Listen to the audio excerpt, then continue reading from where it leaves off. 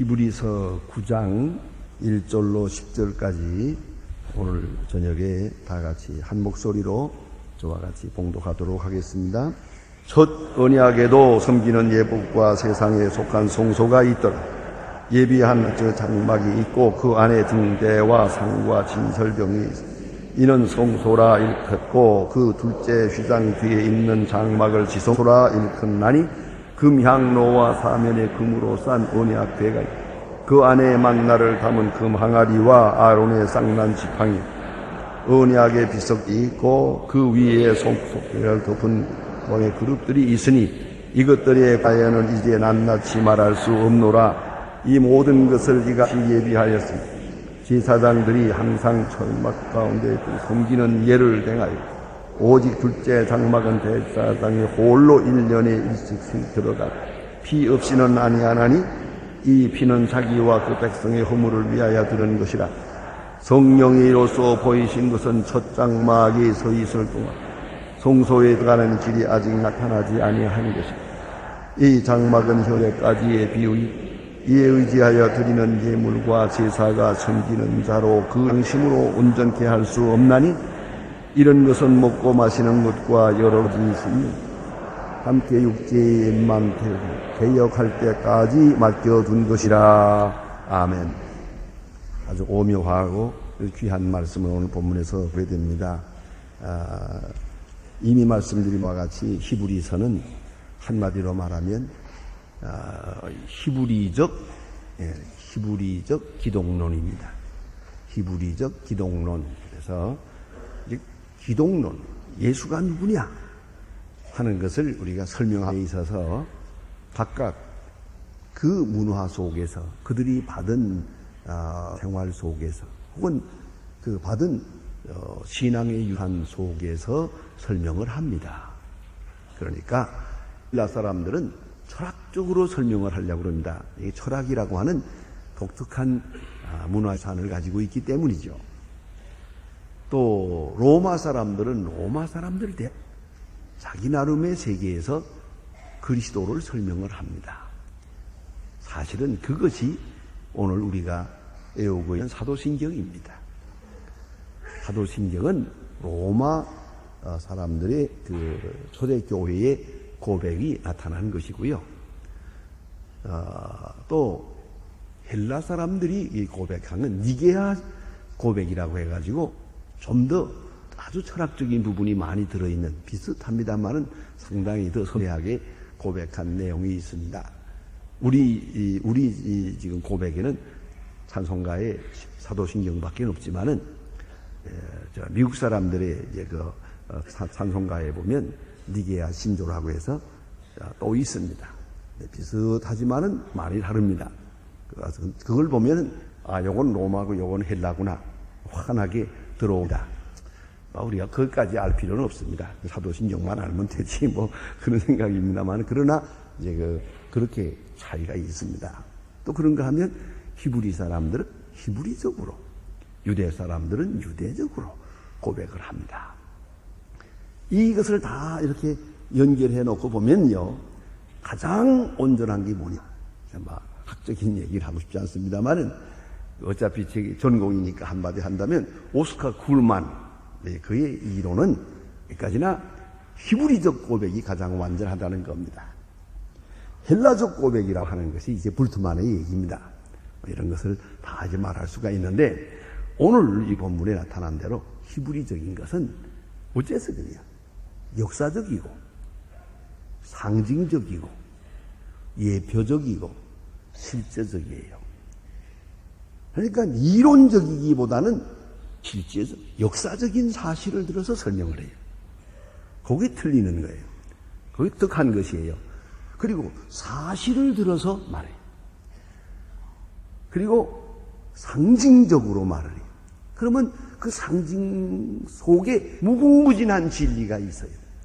그 상징을 대할 때마다 우리는 새로운 의미를 깨닫게 됩니다. 그것이 무리적 고백입니다. 자, 그런 얘기 정말 오늘 그만하겠습니다. 그리고 여기 무리적인 기독론입니다. 그런 거로 우리와 그리스도와의 관계, 하나님과의 관계, 그리고 하나님과 우리와의 관계에서 그리스도의 그 존재와 그 역할이 무엇인가? 그리스도는 누군가? 그것을 우리에게 내주고 있습니다. 그러니까 그리스도가 누구냐 하는 것을 말하고, 둘째는 그가 우리를 위해서 무엇을 하고 계시는가? 우리와의 관계에서 어떤 존재인가? 이렇게 설명하고 있습니다. 그것이 히브리서입니다. 히브리서를 이렇게 읽어가면은 역사적인 사실을 자꾸 말하고 있는데, 그 속에서 사실은 신학적이고 논리적이고 학적이고 하는 그 모든 것을 초월해서 그리스도가 누구냐, 우리와의 관계가 어떤 것인가를 아주 정확하게, 가장 온전하게 말해주고 있습니다. 좀 더 신학적인 말씀을 드리면, 이것이 더 친근한 이유는 바로 이것이 동양적 신학 구조이기 때문입니다. 철학적인 서양적인 게 아니고 동양적인 것, 거의 동양적 관점. 그래서 우리와 친근한 데가 있어요. 더 가까이 이해가 되는 그런 면도 한번 생각할 필요가 있습니다. 그래, 오늘 본문에 보면은 옛날 이스라엘 사람들 광야에서 지낸 광야 교회에 대한 이야기가 나옵니다. 거기에 주신 하나님의 역사, 하나님의 계시, 그것이 오늘 그림책처럼 이렇게 눈에 보이고 있습니다. 그 속에서 우리는 그리스도가 누구냐 하는 것을 알아들어야 합니다. 해득해야 한다 하는 것을 아시길 바랍니다. 광야 생활 한번 보세요. 이스라엘 백성을 애굽에서 구원했습니다. 이미 구원했어요. 지난번에 말씀드린 것처럼 구원해 놓고 광야에 갖다 놓고 계명을 주십니다. 여기서 참된 신앙생활의 모형을 가르쳐 줍니다. 하나의 패러다임을 줍니다. 이것은 앞으로 가나안 땅에 들어가서 영원한 가나안 땅에 들어가서 살게 될 그 생활에, 그것을 미리 여기서 오리엔테이션을 주는 거예요. 미리 훈련을 시키는 거예요. 광야는 지나가는 거예요. 과정이 어디까지나 40년만 머물고 갈 거예요. 그러나 여기서 신앙생활의 기본 자세를 가르치는 거예요. 기본. 그걸 우리가 말아야 돼요. 비록 미비한 것 같고 불완전한 것 같으나 원리적으로는 완전한 것이에요. 여기서 훈련을 시켜요. 40년 동안. 이것이 하나님의 사람으로서의 사는 길이다. 이것이 그리스도인의 생활이다. 훈련을 시켜가지고 요단강을 건너 가나안으로 옮겨 놓습니다. 자, 이제 그 오리엔테이션이 무엇을 의미하는가? 오늘 본문에서 보겠습니다. 광야 생활을 딱 집어서 요약하면은 딱 세 가지입니다. 하나는 율법 중심입니다. 하나님이 주신 말씀을 따라 사는 거예요. 여러분, 말씀을 따라 사는 것도 하루아침에 됩니까? 그것을 계속 배우고 외우고 익히고 그 다음에 훈련해야 돼요. 훈련을 해야 돼요. 몸에 익혀야 돼요. 몸에 익혀야 됩니다. 자, 이제 보세요. 안식일을 지킨다. 그거 간단한 거 아니에요. 그것도 상당히 훈련을 해야 돼요. 그래야 안식일을 쉽게 지킬 수가 있지요. 그렇게 하루아침에 결심한다고 되는 게 아닙니다. 그것이요. 예? 그걸 잊지 말아야 돼요. 우리 이 교인들 가운데 새벽 기도 나오시는 분들이 많아요. 그 새벽 기도 나오는 것도, 자, 그 나오면 좋다. 은혜도 되고 건강해도 좋다. 생각하겠죠. 그러나 생전 안 나오던 사람이 이제 결심을 했어요. 오늘, 내일 아침부터 나간다. 새벽 기도 한 번 왔다 간 다음에 하루 종일 멍청해요. 정신이 하나도 없어요. 하루 종일. 그 다음날도 마찬가지요. 자, 이제 이게 마음만 먹는다고 하더냐고요, 이게. 어떤 사람은요, 새벽기도, 그 새벽기도 때문에 말 많이 하는 사람들 많아요. 그건 누가 만들어? 그리고 잠도 못 자게 만들어? 그리고 막 그렇잖아요. 그러나 이것은 긴 훈련이 필요해요. 훈련이. 예, 긴 훈련이 필요한데, 하나님이 작정한 훈련이 얼마인지 아세요? 40년. 아시겠어요? 이 하루아침에 뭐 되리라고 생각하면 안 돼요. 만사를 넘게 급히 생각하지 마세요. 40년이라는 광야 생활을 하나님이 만들었어요. 제정해 놓았어요. 이거를 문화인류학에서는 이렇게 말한답니다. 이건 전혀 성경과 관계없는 사람들이에요. 하나의 새로운 문화 패턴을 만드는데 40년 걸린대요. 또 40년 돌면 다시 원점으로 돌아가요. 그걸 생각하게 됩니다. 여러 가지 의미를 가집니다. 그런 거로 모든 이게 하루아침에 결심하면 만사가 다 되는 것처럼 깨달으면 되는 것처럼 생각 안 돼요. 신앙생활, 또 우리 감을 다스리는 일, 그렇죠? 우리의 몸을 다스리는 일, 생활 습관, 생활 패턴 아주 많은 시간이 걸립니다. 그걸 알아야 돼요. 무슨 얘기 하나 할까요? 오늘 제가 운동을 하느라고 오늘 좀 바빴어요. 그래도 시간을 쪼개서 운동을 하려고 이제 가서 제가 늘 하는 볼링이라는 운동을 하는데 어떤 아주머니 하나가 옆에서 하더니 가까이 와서 날 보고 선생님 이거 몇 파운드입니까? 그래요. 그래서 내가 15파운드입니다. 그거 팔에 무리가 가는 거 아닙니까? 그럼 아주머니는 몇 파운드예요? 1파운드 한다 그래요. 그래서 그거 가지고는 안 되겠는데요. 그랬더니 그렇게 무거운 걸 가지고 해도 괜찮아요. 그래서 제가 그때 대답을 했습니다. 제가요 17년 했거든요. 그랬죠. 그러니까 그렇군요. 그러더니 이 팔을 만져보더라고요. 이렇게 만져보더니 만져봐도 그게 단단하네요. 그러더라고요. 이게 하루아침이 되나요, 그게? 내가 가끔 그 처음 하는 분들한테 얘기를 해요. 4개월 걸려요, 4개월. 4개월 동안 안 아픈 데 없어요. 뭐 허리, 다리, 뭐 무릎, 뭐 다 아픕니다. 아파도 죽어라고 하면은 4개월 후부터 안 아파요. 자, 이거 하나 익히는데 4개월 걸려. 율법을 익히는데 40년 걸려. 이걸 잊지 말아야 돼요. 그래서 하나님께서 광야 생활을 더 만들어 놓고 보세요. 율법 훈련시키고 그 다음에는 성전을 지었어요. 성막이라고 하는 성전을 지었어요. 그리고 성막 중심으로 살아요. 가운데다가 성막을 놓고 뺑뺑 돌아가면서 집을 짓고 살았어요. 저 천막을 치고 살았어요. 그 다음에 세 번째는 모세 중심이에요. 철저하게 하나님이 지명한 사람을 하나님의 사람으로 받드는 그 훈련을 시켰어요. 똑같은 사람이에요. 너나 나나 마찬가지인데 뭘. 이래서는 안 됩니다. 하나님이 절대로 용납하지 않았어요. 모세를만 하다가 얼마나 많은 사람이 죽었어요. 모세를 하나님의 사람으로, 모세를 통해 주시는 말씀을 하나님의 음성으로 듣는 그 훈련을 시켰어요. 그거 40년 걸렸어요. 그걸 잊지 말아야 합니다. 자, 이제 오늘 본문으로 돌아가서 보면 자세하게 이 하나하나가 설명이 더 세밀하게 됩니다.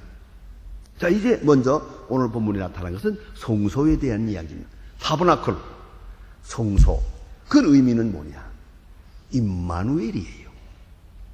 자, 하나님이 높은 데 계시면서 우리를 하나님의 세계로 올라오라! 하나님의 수준으로 올라오라고 말씀하시는 하나님이 아니에요. 하나님이 우리 가운데에 계세요. 임재해, 내재해 계셨다는 것이죠. 그게 기독교의 특징이에요. 모든 종교는 사람이 점점 높은 곳으로 올라가길 원해요. 그러나 기독교는 하나님이 세상을 이처럼 사랑하사 땅에 오셨어요. 임마누엘, 히브리적 개념으로는 임마누엘, 헬라적 개념으로는 인카네이션, 홀로고스 악세기네토, 말씀이 육신이 되었다. 요거 다르다고요. 이제 신학을 좀 알 것 같아요. 임마누엘, 인카네이션, 똑같은 말인데 이 개념이 달라요. 단어가 다릅니다. 뜻은 같으나 표현이 달라요. 하나는 헬라 표현이고 하나는 히브리식 표현이요. 임마누엘, 하나는 말씀이 육신이 되었다. 자, 그래서 신학적 용어로 말할 때 임마누엘, 인카네이션, 성육신. 이 기독교 교리의 핵심이에요. 사람이 하나님 된다는 게 아니에요. 하나님이 사람이 되어 이 땅에 오셨어요. 거기서부터 신학은 시작이 되는 거예요. 자, 하나님이 사람들과 함께 계시다. 사람 속에 와서 함께 하신다. 그것을 상징적으로 표해준 것이 성전이에요. 이 성소가, 이 교회가 그걸 의미하는 거예요. 자, 그런데 제가 이 성전을 지을 때, 이 성전을 지을 땐 좀 그입니다만은 제가 처음 63년에 미국에 유학을 하고 갈 때에 제가 인천 제일교회 목사였는데, 목사님, 그때 제가 부목사였는데, 목사님이 이번에 가서 어딜 가든지 가서 돌아다니면서 예배당 지을 계획을 해가지고 오시오. 구경을 많이 하고 연구를 해가지고, 그래 해가지고 와서 인천 제일교회를 설계해서 지어주시길 바랍니다. 그리고 그 공부도 해야겠지만 그 사명을 하나 맡았어요. 그래서 필라델피아에 있는 이 교회 설계만을 200교회나 한 사람이 있어요. 그런 큰 유명한 데를 한번 소개받아서 가서 그 사장님하고 하룻밤 잤어요. 그리고 그 설계소를 다 구경을 했어요. 그가 지은 모형, 예배당 다 보고 공부를 좀 많이 하고 마지막에 내가 이제 바쁘니까 헤어지겠는데 좀 책을 좀 소개하려고 했더니 책을 제게 4권을 주었어요. 그 책을 잘 연구하면서, 다시 말하면 한국교회에서는 예배당 짓는 데는 내가 순구적으로 알았다고 해요. 제일 많이 알았어요. 그 다음에 와서 설계하려고 설계사가 아무것도 몰라요. 그래서 내가 가르쳐주고 그 책을 줬어요. 그것이 한국교회 교회 설계에 대한 첫 번 출판된 책입니다. 그건 제가 빌린 책이에요. 아무튼 이렇게 해서 이제 교회 설계를 하게 됩니다. 그때 제가 생각하는, 어떻게 지어야 바로 짓는 건가? 그 의미는 뭔가? 신학적 의미는 뭔가? 아니, 나름대로 연구를 좀 해봤어요. 전문가는 아니지만 연구해봤는데, 거기에 몇 가지 원칙이 벌써 이 구약 성경에 있어요. 하나님이 천막을 지어라. 그럴 때, 이제 보세요. 너희들의 사는 집 모양으로 내 집을 지어라 그랬어요. 왜요? 임마누엘이니까. 요란스럽게 지을 게 아니에요. 우리 사는 모양대로 지어라 이거예요. 내가 너희들 속에 들어가 살겠다.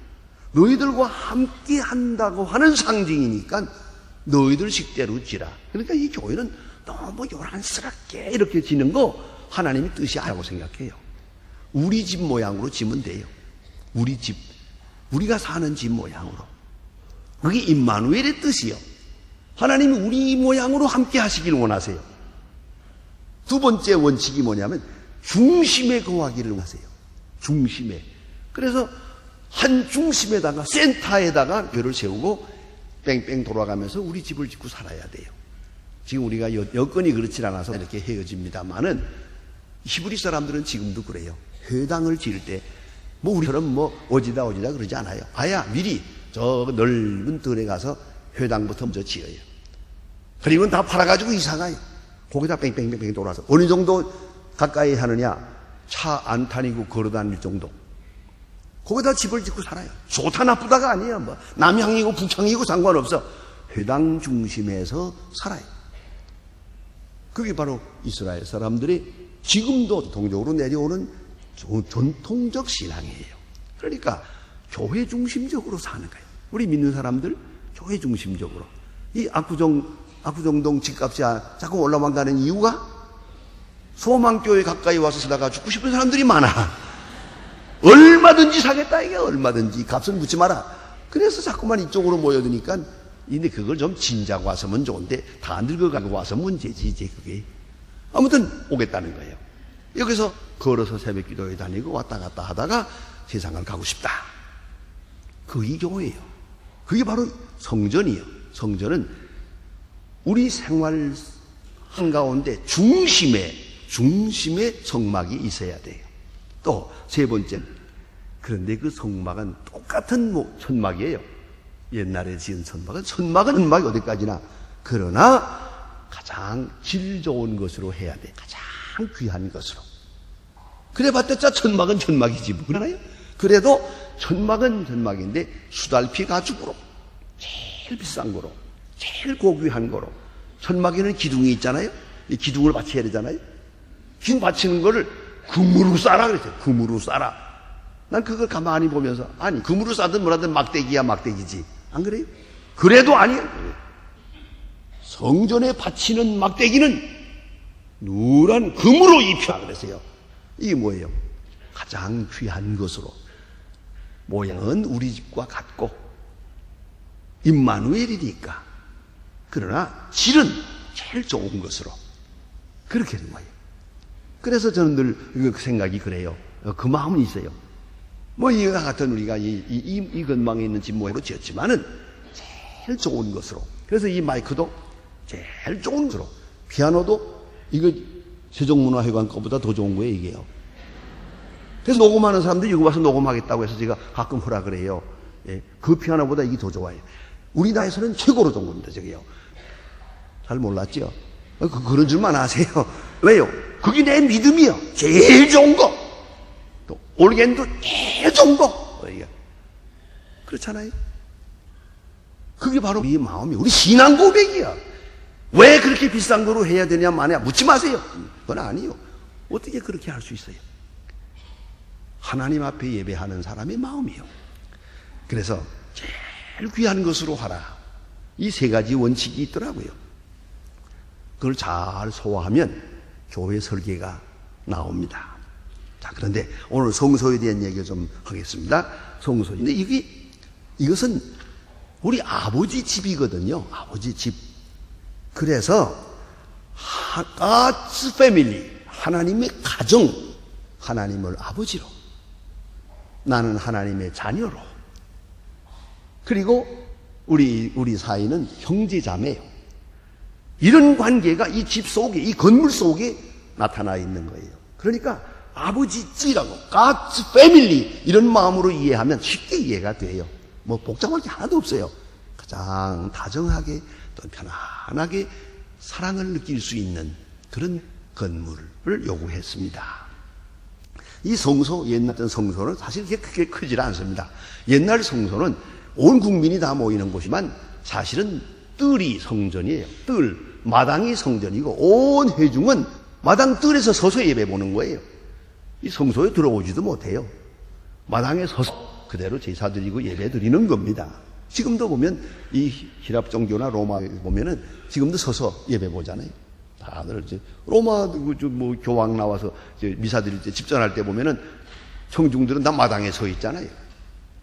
성전에 들어가는 게 아니에요.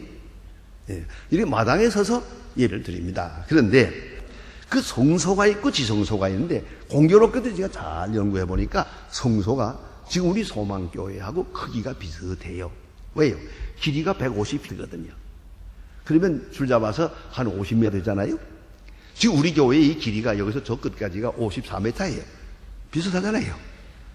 이 성소하고 비슷하다 생각하면 돼요. 그 폭은 그 절반이에요.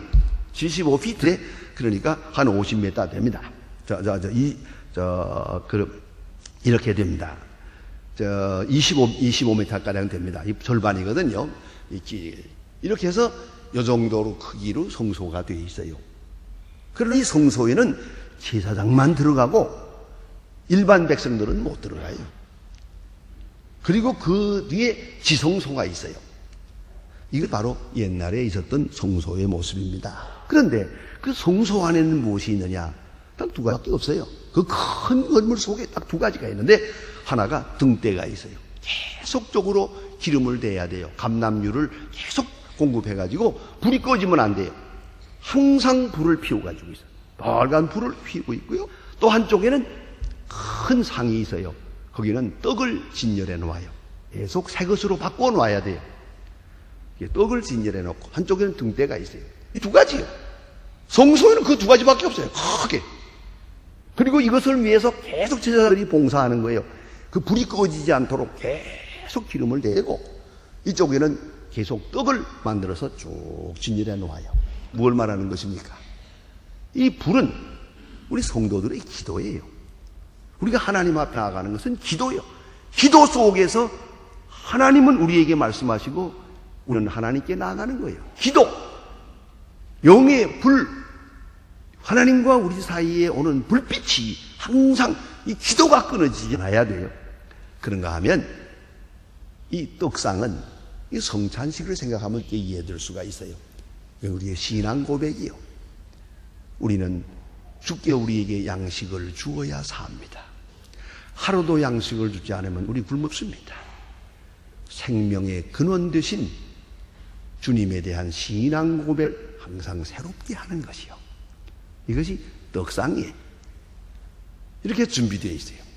이건 하나님 앞에 드리는, 그래 뭐 하나님 잡수시라고 드리는 떡이 아니에요. 이거 상징물이에요. 항상 이렇게 보관되게 되어 있습니다. 그러니까 기도와 고백, 그것이 하나님과 우리와의 만남이다. 그 안에는 지성소가 있어요. 그 지성소와 성소 사이에는 큰 휘장이 있는데 그 안에 있는 이야기를 잠깐 한다면 금향로가 있어요. 이건 향기, 기도의 향기. 그리고 언약 궤가 있어요. 궤짝이, 큰 궤짝이 하나 있는데 이것은 법궤라고도 흔히 말하죠. 그리고 모세의 돌비가 있어요. 이런 것들이 거기 딱 준비되어 있단 말이에요. 그리고 그 안에는, 법궤 안에는 뭐 있느냐, 이 좀 중요합니다. 만나를 담은 항아리가 있어요. 만나는 아침에 내려오고 새벽에 내려오고 그걸 걷어먹고 만일에 하루만 놔둬도 썩어버리고 말아요. 그러나 하나님이 명령하신 대로 그 만나 속에, 항아리 속에 있는 만나는 상하질 않아요. 이건 뭐냐면 이스라엘 백성이 40년 동안 광야에서 만나를 먹었잖아요. 그 양식을 여기다가 담아놓았어요. 기념으로. 그건 뭡니까? 일용할 양식. 하나님과 우리와의 관계가 절대적으로 먹어야 살아요. 주님께서 양식을 주어야 살아요. 영적으로나 육적으로나 그것을 거기서 고백하고 있는 것이에요.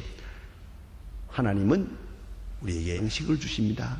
주님은 우리를 대신해서 죽으신 영원한 양식입니다. 말씀의 양식이요, 생명의 양식입니다. 그 다음에 아론의 쌍난 지팡이, 이게 이제 문제입니다. 좀 잘 생각해 봐야 됩니다. 아론의 쌍난 지팡이. 왜냐하면 이스라엘 백성들이 민수기 17장에 보면은 모세와 아론을 원망을 해요. 막 때려 죽이겠다고 그래요. 막 돌을 던지고 그랬어요. 그럴 때 하나님이 그걸 보호하십니다. 그건 왜냐하면, 왜 너만 제사장이냐? 뭐 쉬운 일인데, 우리도 할 수 있는데.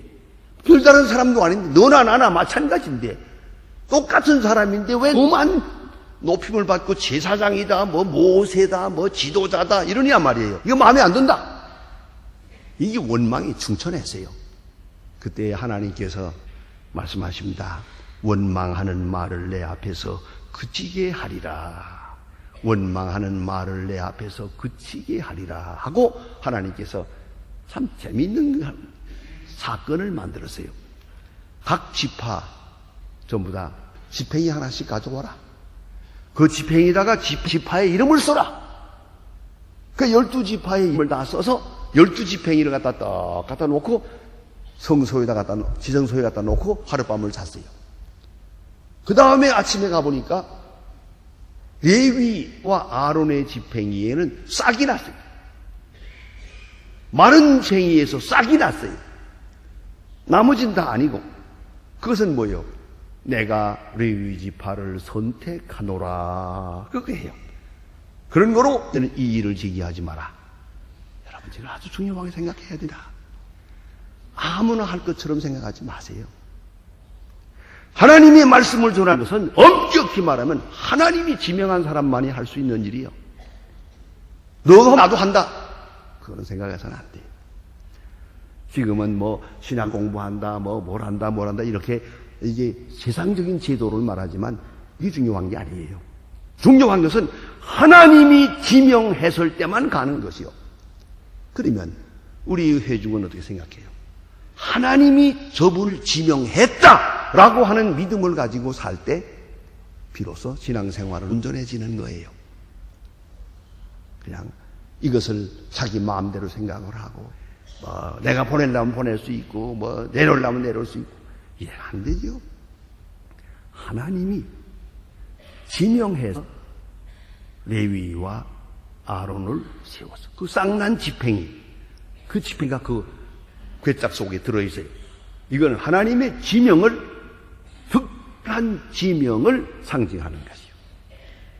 그런가 하면 또 하나는 거기 모세의 돌비가 있어요. 십계명.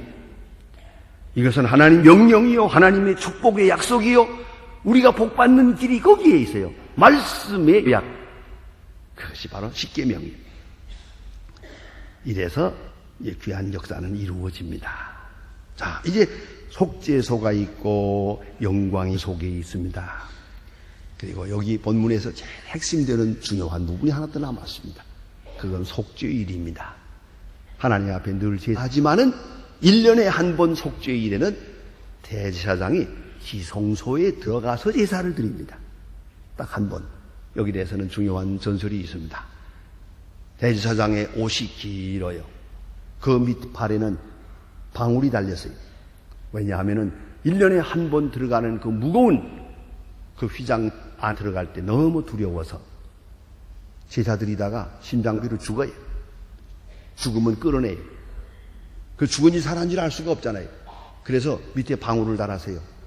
왔다가 딸랑딸랑 소리가 나면 밖에서 살아있구나 생각하고 너무 두려워서 그만 이 노인이 거기서 죽으면 그냥 끌어내려.